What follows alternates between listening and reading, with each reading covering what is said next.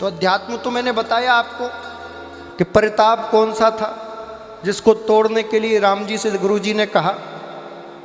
और ये तो आपने कई संतों से और भी अच्छा अच्छा सुना होगा, थोड़ा विज्ञान सुन लीजिए आज। ऐसा कौन सा धनुष था जिसको बड़े से बड़े राजा महाराजा ना तोड़ पाए और राम जी ने तोड़ दिया। राम जी उनसे उम्र में छोटे, बल में छोटे,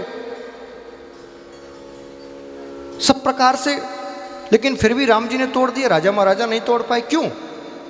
ऐसा कौन सा धनुष था वो? बंधुओं, हमारा सनातन धर्म पूर्ण रूप से वैज्ञानिक है। जो जितने भी हमारे ऋषि हैं वो सब सामान्य ऋषि नहीं हैं, केवल स्वाहा करने वाले या मंत्र जाप करने वाले ऋषि नहीं है, वो पूर्ण रूप से वैज्ञानिक है।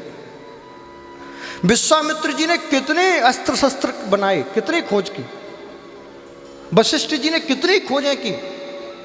अगस्त मुनि ने कितने अस्त्र शस्त्र बनाए, ये सब ऋषियों ने तो बनाए हैं। जब वशिष्ठ मुनि के पास राम पढ़ने गए, जब अगस्त विश्वामित्र के साथ रहे, तो वो सारा विज्ञान राम ने जान लिया। ये धनुष कैसे बना था? इलेक्ट्रॉन और प्रोटॉन की मदद से।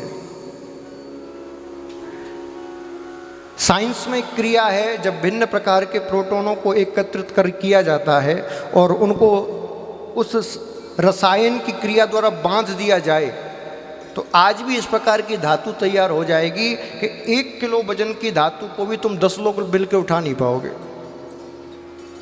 ऐसी धातु तैयार हो जाएगी। उस धातु से मिलकर वो धनुष बनाया गया था। और ये इलेक्ट्रॉन प्रोटॉन का खंडन करना और उसको जोड़ना, ये दोनों क्रियाएं ऋषियों को पता थी। इसीलिए तो हमारे ऋषियों ने शरीर पर ही नहीं, आत्मा और मन पर भी रिसर्च की थी। जितना भी ये आज का साइंस है वो केवल शरीर तक सीमित है, लेकिन हमारे ऋषियों का साइंस मन तक पहुंच गया था, आत्मा तक पहुंच गया था।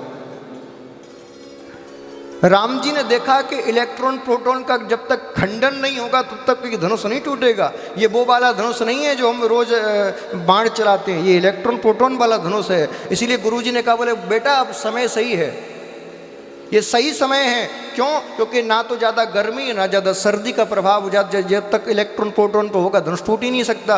गुरुजी ने देखा मौसम एकदम सही है। विश्वामित्र समय शुभ जानी, जैसे ग्रह नक्षत्रों को देखा, मौसम को देखा, मौसम विज्ञान की जानकारी ली, बोले अब एकदम सही समय है, टेम्परेचर एकदम फिक्स, जल्दी उठो और जल्दी इलेक्ट्रॉन प्रोटॉन का खंडन करके धनुष को तोड़ दो। और तुरंत राम उठे, क्रिया तो जानते ही थे। और एक क्षण में देखो, यदि धनुष को तोड़ते तो राम जी ने क्या लिखा, बोले ते क्षण राम मध्य धन तोड़ा। जब राम जी ने धनुष बीच में से तोड़ा तो किसी ने देखा नहीं,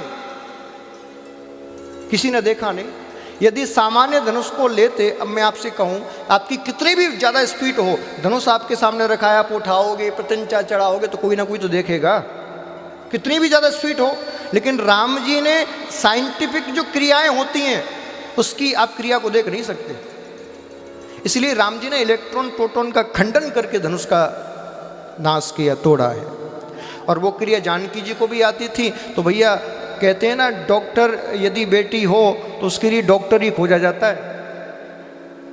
इंजीनियर यदि बेटी बन गई हो तो उसके लिए इंजीनियर लड़का खोजा जाता है। इसीलिए जनक जी ने कहा, बोले मेरी बेटी रसायन शास्त्र में महारत हासिल कर चुकी है, ये इलेक्ट्रॉन प्रोटॉन का खंडन करना सीख चुकी है, तो इसके लिए भी तो कोई ऐसा ही वैज्ञानिक हो महान जो मेरी बेटी का वर्णन कर सके। इसीलिए उन्होंने ऐसी शर्त रखी, बोले जो इस धनुष का तोड़न कर देगा, जो इस धनुष को तोड़ देगा, मैं अपनी बेटी का विवाह उसी के साथ करूँ। ये साइंस आपको जानना पड़ेगा। हमारी सारी कथाएं साइंटिफिक हैं। मेरी तो ऐसी इच्छा है कि केवल विज्ञान के विद्यार्थी कथा में बैठें और मैं एक एक कथा का पूरा विज्ञान उनको समझाऊं। क्योंकि आज की जनरेशन यदि आपको केवल उनको कथाएं सुनाओगे, धर्म बताओगे, तो वो कथाएं में नहीं आएंगे। लेकिन उनको आप साइंस बता दोगे तो वो आपसे ज़्यादा धर्मवान बन जाएंगे।